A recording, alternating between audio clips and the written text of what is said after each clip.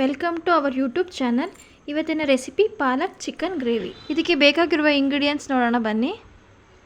1 bowl ಕಾಯಿ, ಸ್ವಲ್ಪ ಚಕ್ಕೆ, 4 ಲವಂಗ, 1 ಸಣ್ಣ ಗಾತ್ರದ ಟೊಮೊಟೊ, 4 ರಿಂದ 5 ಹಸಿಮೆಣಸಿನಕಾಯಿ, 1 ಇಂಚ್ ಶುಂಠಿ, 2 ಬೆಳ್ಳುಳ್ಳಿ, 1 ಮೀಡಿಯಮ್ ಸೈಜ್ ಈರುಳ್ಳಿ, 15 ರಿಂದ 20 ಕಾಳು ಮೆಣಸು, ಅರ್ಧ ಕಟ್ ಪುದೀನ, ಅರ್ಧ ಕಟ್ ಕೊತ್ತಂಬರಿ, 1 ಕಟ್ ಪಾಲಕ್ ಸೊಪ್ಪು, ಅರ್ಧ kg ಚಿಕನ್ ತೊಗೊಂಡಿದ್ದೀನಿ. ಅದಾದಮೇಲೆ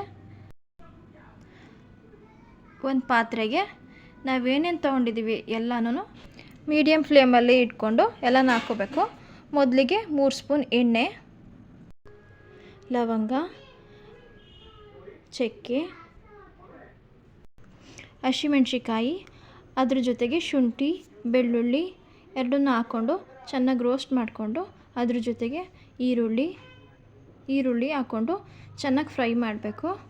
ಫ್ರೈ ಮಾಡಿದ್ದಾದಮೇಲೆ ಅದ್ರ ಜೊತೆಗೆ ಪುದೀನ, ಪಾಲಕು, ಕೊತ್ತಂಬರಿ ಸೊಪ್ಪು ಎಲ್ಲನೂ ಒಟ್ಟಿಗೆ ಹಾಕ್ಕೊಂಡು ಕಟ್ ಮಾಡ್ಕೊಂಡಿರೋ ಟೊಮೊಟೊನೂ ಹಾಕ್ಕೊಂಡು ಚೆನ್ನಾಗಿ ರೋಸ್ಟ್ ಮಾಡಿಕೊಂಡು ಅದ್ರ ಜೊತೆಗೆ ಸ್ವಲ್ಪ ಉಪ್ಪಿನ ಪುಡಿ ಅದು ಸೇರಿಸ್ಕೊಂಡು ತುರಿದಿಟ್ಕೊಂಡಿರೋ ಕಾಯಿನ ಅದಕ್ಕೆ ಸೇರಿಸ್ಕೊಂಡು ಚೆನ್ನಾಗಿ ಫ್ರೈ ಮಾಡಿಬಿಟ್ಟು ಫ್ರೈ ಮಾಡಿರೋದೆಲ್ಲ ತಣ್ಣಗಾದ್ಮೇಲೆ ಎಲ್ಲನೂ ಮಿಕ್ಸಿ ಜಾರಿಗೆ ಹಾಕ್ಕೊಂಡು ನುಣ್ಣಗೆ ಪೇಸ್ಟ್ ಮಾಡ್ಕೋಬೇಕು.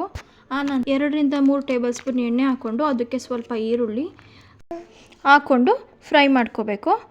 ಆಮೇಲೆ ಅದಕ್ಕೆ ಚಿಕನ್ ಆ್ಯಡ್ ಮಾಡಿಕೊಂಡು ಅದ್ರ ಜೊತೆಗೆ ಸ್ವಲ್ಪ ಉಪ್ಪು ಹಾಕ್ಕೊಂಡು ಅದನ್ನು ಚೆನ್ನಾಗಿ ಫ್ರೈ ಮಾಡ್ಕೋಬೇಕು. ಅದಕ್ಕೆ ಸ್ವಲ್ಪ ಅರಿಶಿನದ ಪುಡಿ,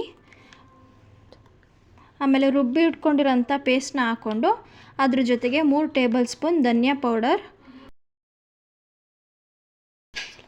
ಅದ್ರ ಜೊತೆಗೆ ಗರಂ ಮಸಾಲ, ಅದ್ರ ಜೊತೆಗೆ ಚಿಕನ್ ಫ್ರೈ ಪೌಡರ್ನ ಹಾಕ್ಕೊಂಡು ಚೆನ್ನಾಗಿ ಮಿಕ್ಸ್ ಮಾಡ್ಕೋಬೇಕು. ಅದಕ್ಕೆ ರುಚಿಗೆ ತಕ್ಕಷ್ಟು ಉಪ್ಪು ಆ್ಯಡ್ ಮಾಡಿಬಿಟ್ಟು ಅದ್ರ ಜೊತೆಗೆ ಸ್ವಲ್ಪ ನೀರು ಆ್ಯಡ್ ಮಾಡಿಬಿಟ್ಟು ಮಿಕ್ಸ್ ಮಾಡಿಕೊಂಡು 20 ಮಿನಿಟ್ಸ್ ಚೆನ್ನಾಗಿ ಬೇಯೋಕ್ಕೆ ಬಿಡಬೇಕು. ಅದಾದಮೇಲೆ ಪಾಲಕ್ ಚಿಕನ್ ಗ್ರೇವಿ ರೆಡಿ ಆಗುತ್ತೆ. ನೀವು ಒಂದ್ಸಲ ಟ್ರೈ ಮಾಡಿ ಅದರ ಟೇಸ್ಟ್ ಹೇಗಿದೆ ಅಂತ ನನಗೆ ಕಮೆಂಟ್ ಮಾಡಿ ತಿಳಿಸಿ.